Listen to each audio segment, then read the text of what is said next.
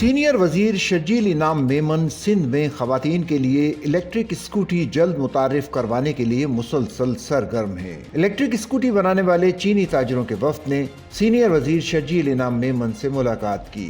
ملاقات میں سندھ میں الیکٹرک اسکوٹی متعارف کروانے اور ٹرانسپورٹ کو جدید خطوط پر استوار کرنے کے امکانات پر گفتگو کی گئی۔ وفد کی جانب سے سندھ کے ٹرانسپورٹ سیکٹر میں سرمایہ کاری میں گہری دلچسپی کا اظہار کیا گیا۔ وفد نے صوبے میں جدید اور ماحول دوست سفری سہولیات کے فروغ کے لیے اپنی تجاویز پیش کی۔